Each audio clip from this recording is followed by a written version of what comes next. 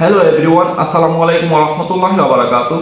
সবাই কেমন আছেন? আশা করি সবাই ভালো আছেন। আমি ভালো আছি আলহামদুলিল্লাহ। আপনারা দেখতেছেন বি কেয়ারফুল ইউটিউব চ্যানেল এবং বি কেয়ারফুল ফেসবুক পেজ। আপনাদের সাথে আছি আমি কামরুল হাসান চৌধুরী। তো বন্ধুরা, বর্তমান সময়ে আপনারা সবাই জানেন, বর্তমান সময়ে বাংলাদেশের সবচেয়ে বড় আতঙ্কের নাম হলো রাসেল ভাইপার। এই সাপটি খুবই ভয়ঙ্কর। যতটুকু জানতে পারছি এটার ব্যাপারে, এটা হলো একটা মানুষকে যদি ছোবল মারে, তাহলে সেই ছোবল মারা কিছুক্ষণ পরপরই যদি অ্যান্টিডোট নেওয়া না হয়, তাহলে কিন্তু খুব তাড়াতাড়ি কিন্তু একটা মানুষের জীবন নিয়ে নিতে পারে, একটা মানুষের প্রাণ নিয়ে নিতে পারে। আর এই সাপটা সচরাচর স্থলে পাওয়া যায়। এটা সচরাচর স্থলে থাকে বা চাষের জমিতে ঝোপঝাড়ের মধ্যে থাকে। তো এটা আমাদের বর্তমান সময় আমাদের দেশে চাষি ভাইদের জন্য খুবই মারাত্মকজনক একটা বিপজ্জনক জিনিস হচ্ছে এই রাসেল ভাইপার। এখন এই সাপটা থেকে যদি বাঁচতে হয়, তাহলে ভাই খুবই সতর্কের সাথে চলাফেরা করতে হবে। এই সাপটা আরও একটা বৈশিষ্ট্য হলো, এটা মানে ডিম পেড়ে বাচ্চা প্রসব করে না, এটা কিন্তু সরাসরি বাচ্চা প্রসব করে। এবং আরও একটা বড় মারাত্মক ধরনের বৈশিষ্ট্য হলো, এই সাপটা একসাথে 40 থেকে 50টা বাচ্চা প্রসব করতে পারে। তো বুঝতেই পারতেছেন এই সাপটা খুবই তাড়াতাড়ি কিন্তু দেশের বংশ বিস্তার করতে সক্ষম, খুবই তাড়াতাড়ি কিন্তু বংশ বিস্তার করে ফেলে, যে কোনো একটা জায়গাতে খুবই তাড়াতাড়ি বংশ বিস্তার করে ফেলে। তো সেই জন্য এই সাপটা যখনই যেখানে দেখেন সাথে সাথে মেরে ফেলেন। আমরা কি করি, বিভিন্ন ধরনের সাপ দেখার পর আমরা প্রাণী বিভাগে জানাই, তারা এসে সাপটা ধরে বা কোনো একটা এটা একটা সিদ্ধান্ত করে। কিন্তু এই সাপটার জন্য এই কাজটা করবেন না, এই সাপটা দেখা মাত্রই এটাকে মেরে ফেলেন, কারণ এটা খুবই তাড়াতাড়ি বংশ বিস্তার করে। আর এটা খুবই ভয়ঙ্কর ধরনের সাপ।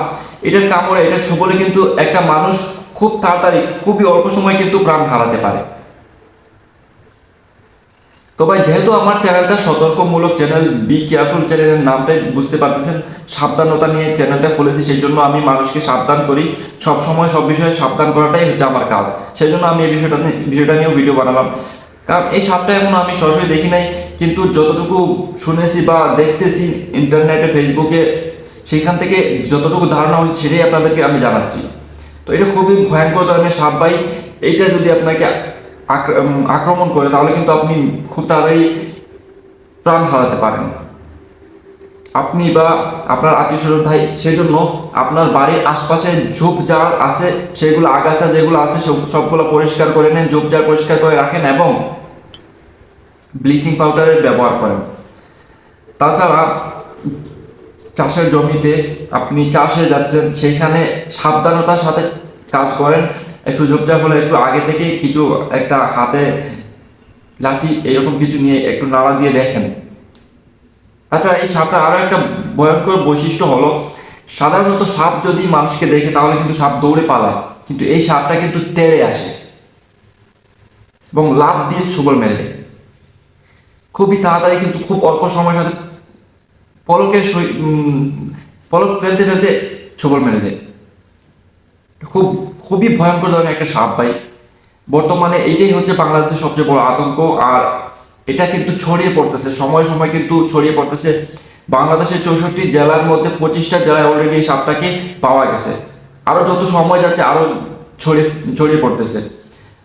বলা হয়েছে সাপটা নাকি ভাসমান পানির সাথে ইন্ডিয়া থেকে আসছে।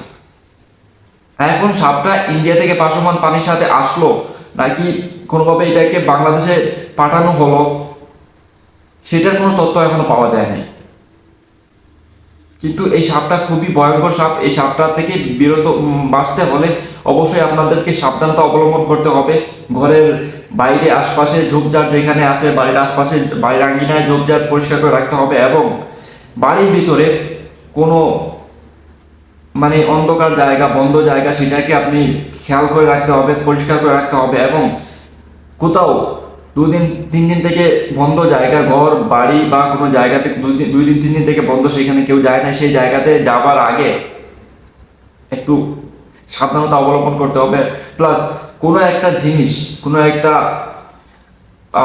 কোথাও রাখা আছে অনেক দিন ধরে পড়ে আছে, সেইখান থেকে জিনিসটা নেবার সময় শুধু রাসেল পাইপারই না, অন্য ধরনের সাপও থাকতে পারে, বিষধর সাপ থাকতে পারে। সেই জন্য ঘরে থেকে ঘরে বা কোনো জায়গায় কোনো জিনিস রাখা আছে অনেক দিন ধরে, সেটা প্রয়োজন হয় না সেই জন্য রাখা আছে, কিন্তু এখন হঠাৎ করে প্রয়োজন পড়ছে, সেটাকে বার করতে হবে, নিয়ে আসতে হবে।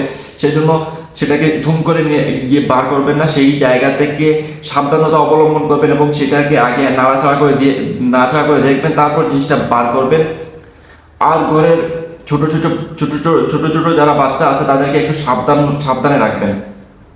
বাচ্চারা বাইরে খেলাধুলা করে একটু সাবধানে রাখবেন। অনেকেই আছে বাইরে আঙিনায় সবজি চাষ করে, ধরেন লাউ চাষ করে, অনেক ধরনের শাকসবজি চাষ করে বাইরে আঙিনায়, কিন্তু আবার সেই বাড়ির মাঠে কিন্তু বাচ্চারা খেলাধুলা করে।